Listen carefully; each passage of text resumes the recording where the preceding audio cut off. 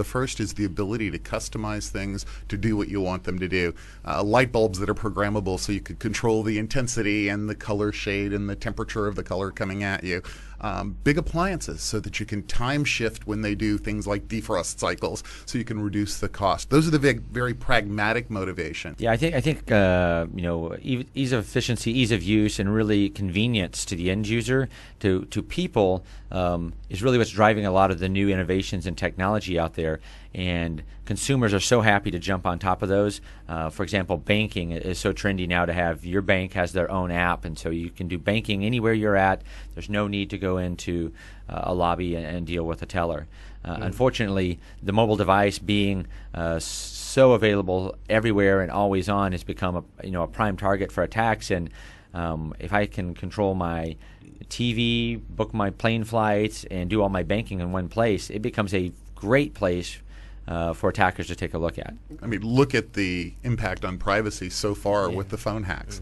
I don't think we're ready culturally. I don't think we're ready legally. And I know we're not ready in terms of our expectations of what the downside impacts of all these very convenient technologies, so very exciting technologies are at this point. Yeah, this happens over and over again. Unfortunately, as consumers, we're very excited about the latest thing, and so we gravitate to that, and it gets widespread out there, and we don't necessarily consider the ramifications or any challenge that will be with that.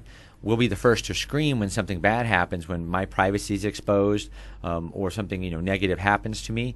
But when we first get it, we're all excited about it, and we grab it really quick, and we don't really want to know about the negatives out there. So I agree with Dennis. We are certainly not ready from a society standpoint. It's clear that that's not front and center of our consideration of whether to take advantage of these technologies or not. Being able to have my smartphone sync up with my car, have my music available, my phone available, it's hands-free. My artwork from my albums shows up on my screen. Not that I should be distracted from driving, but that it gives me that more compelling experience, that more immersion into the entertainment while I'm doing other things that I want to do. I think we don't make the risk perception front and center of our considerations, but I think it is something that increasingly is going to happen, because there is a tendency that where there's a problem, sooner or later it's going to blow up.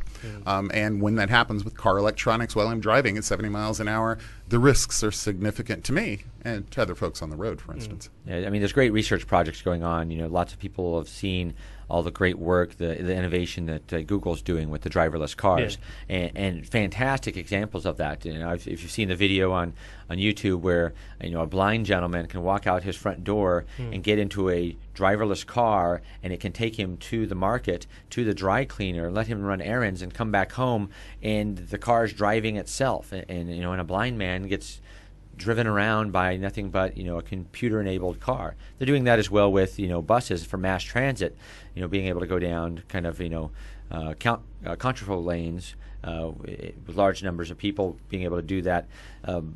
They can automate a lot of those things, and actually I've seen a lot more research, and even at the Black Hat and DEF CON security conferences that we've been at recently, that's actually some of the new cutting-edge research where people are showing we've instrumented technology so deep into some of our newer automobiles. Some of it is very accessible, so maybe perhaps too accessible. At the risk of being sensationalistic, the reaction to understanding these risks and getting a better perception of them shouldn't be that we cower in a corner afraid of these innovations. It should be that we're aware of them and that we make them visible so that we can learn to adapt to make things better, to inject accountability where it needs to be, to make it front and center of product design at some point. But that's going to take awareness so that customers can demand better security. It's going to take awareness so that governments can put the right kind of regulation in place. It's going to take awareness so that developers know the right things to do and are given the time to do it.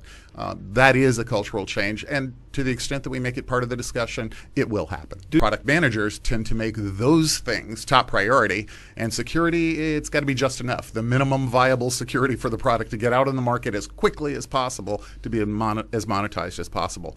It is true that with these complex technologies, more integrated into our lives, representing more impact if things go wrong, that we do need to make considerations of security part of the product feature set. And if we do, it will get addressed, but there's got to be some accountability in there for that to make it happen. Yeah, I mean, unfortunately, business understands this very well, and unfortunately, security doesn't sell. And business understands that by prioritizing security below feature sets, that is a conscious decision they're going to make, because it does adjust where they're spending their money in the development cycle, and they understand that they will have to address issues after the fact, and it will cost them more money to do it after the release instead of during implementation of a new product. But they've justified that from the business standpoint. The only way we will really make a change for that is really from the power of the buyer. The consumer has to insist that you have to do a better job when you bring these things out, and there's going to have to be a trade-off there. Yeah.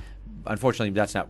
Most manufacturers really aren't there yet. We are seeing the market work here, though. Think of what the mantra was just a couple of years ago. The cloud is here and privacy is gone. Get over it.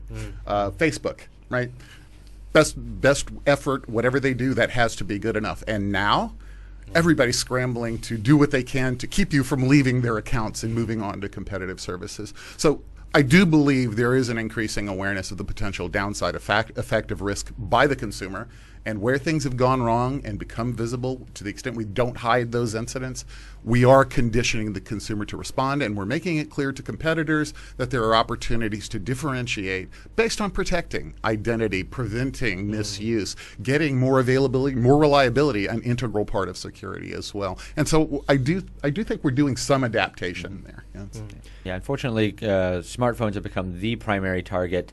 At the recent security conferences in Las Vegas that we were at, those were some of the more highlighted topics, new presentations in terms of, say, the master key problems with Android phones. So essentially, any phone running on the Android platform turns out not only to have one master key, but essentially 4 master keys out there, and it's extremely easy to create a malicious application and get you to download it, and you can't tell the difference between a bad app and a good app because of this key problem. And so certainly there's a lot of scrambling to go on to fix that, but we have 10 billion people on the planet, and we've got 12 billion smartphones running around here, and I keep wondering who's the 2 or 3 people for the averages that must have 3 or 4 phones to help average this all out here. But I've seen a couple people with 2. I rarely see people with 3 or 4, but the math says that's how it has to be. We don't really concern ourselves with those types of things. So if I need Candy Crush Saga, we're playing Candy Crush, and I'm going to get my download, and that's just the way it is. I think because we're moving things out of personal convenience and entertainment to larger and larger systems, more important systems on our phones, it's going to become more essential to us now. So I'm looking at banking on my phone. I order my groceries on my phone. I make purchases on my phone. I expose a lot of my personal life through my phone now, and my privacy and access into a lot of my life, it gets put at risk there. And I think people will start feeling a much more pain as we go on, because this is kind of the hot topic for hackers today. Yeah, and it's not just the smartphone that's at risk and the data that's on it. Sure. It's that the smartphone represents a risk. Each of our smartphones has Wi-Fi on it, the cellular data link, Bluetooth, near-field communication. GPS. All of a sudden, they're a multi-homed router, right, and a potentially compromised one. So walk it into the middle of an office, and it becomes the foot in the door that just slipped past the firewalls and the intrusion prevention systems and the web application firewalls. So it is our understanding of the risk that this stuff represents and managing them. It's true, of course. We've never had a technology that required to be perfect before we decided to use it pervasively. We just need to understand the risks and manage them as they evolve, as they become more visible, and as we deal with them. So I think it is a matter of adaptation. We're going to adapt to be able to manage these risks. Manufacturers are going to adapt to the risks that emerge. I don't think we're facing the end of the world because there are risks to our smart devices.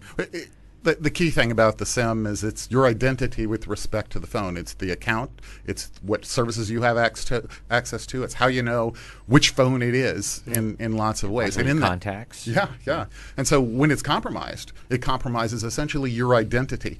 Increasingly, banking services have been required your phone as a second factor of authentication. The way the bank knows you're you and can allow you to do transactions. So certainly there's risk there. However, it is true that banks have moved aggressively to understand and to pay attention to detecting when those modifications have occurred, and to be able to respond appropriately in terms of escalation protocols requiring additional factors of authentication, a phone call to talk talk to you, asking for your mother's maiden name and all the other questions that they use. So I think we adapt pretty quickly to recognizing when key parts of information are compromised, especially SIM in the smartphone, how to make that still work, how to step past it until we're able to get the fix into the market. However, there's a key point here.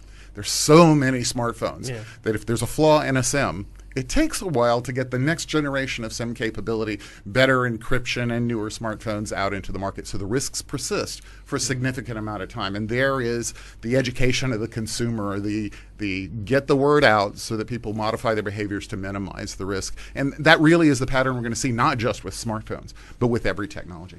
Fortunately, that very ease of access, the ease of being able to do something about it with relatively pervasive equipment is what makes them hackable. And so it is disturbing to think someone might be fiddling with medical control devices that have the potentially fatal impact of dealing with this. It used to be the way that you would interface with one of those devices is that the nurse or the doctor had to physically come to see the patient, and you had to plug in test leads and pull data from that. And then we kind of upgraded that a little bit for the sake of convenience, and we had near field stuff. So I just needed to get close to you and say put a meter kind of like over your heart, and I could go ahead and check those types of things. And now the doctor doesn't even need to be in the hospital because we can do this wirelessly, and it's transmitted to a workstation, and he can access that from anywhere.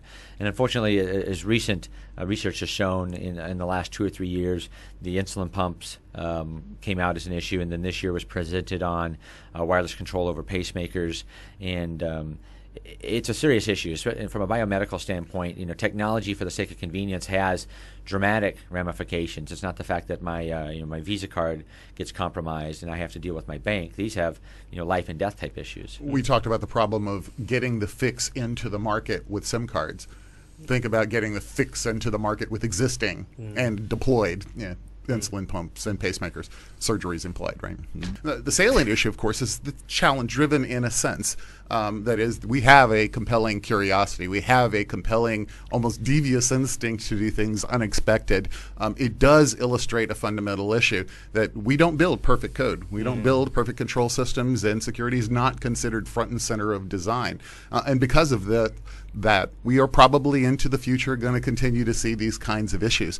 But I don't think it's an indication that we should recoil from using the technologies. It is an indication that we have the opportunity to cultivate trust with the marketplace and with buyers and with consumers by taking security seriously and making that a front and page sort of differentiable capability as we market things. And I think, generally, just because we have the capability to connect things doesn't mean those are good use cases to do so, especially in an industry where security it's not even an afterthought. It's probably not ingrained in kind of their design process.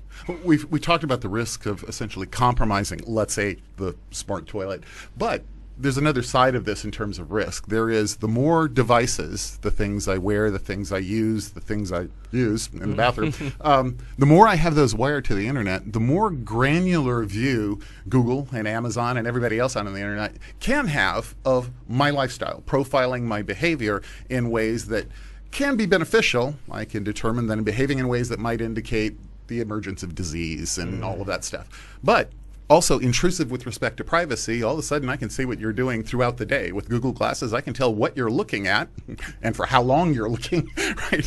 There's all sorts of implications that I don't think we're quite ready for in terms of what this means to our privacy, what this means to other domains. Although I think there is going to be a headlong rush to exploit the benefits. And in that is going to be the oscillation between our concern and our enthusiasm. I don't see that engine stopping anytime soon. It is the awareness, right? It is the paying attention to what's going out there. It probably isn't sitting back and waiting till these technologies are perfect, because you're going to wait until the sun burns out. We are never going to build perfect technologies. Some fraction of the bugs in technologies will be exploitable vulnerabilities. Our best method is to work together in saying, I experienced this downside effect, making that visible to the community so they get to learn from my observation. Moreover, when someone figures out a fix, the ability of the community to learn from the adaptation, the accommodation, the remediation they figure out. If I figured a way to eliminate the risk by adjusting my behavior, then I want to share that with the community so that they don't have to go through that learning experience in and of themselves. So to some extent, the risks of the cloud cloud or answered by the characteristics of the cloud, acting as a community that is interested in our mutual sort of future and mutual benefit.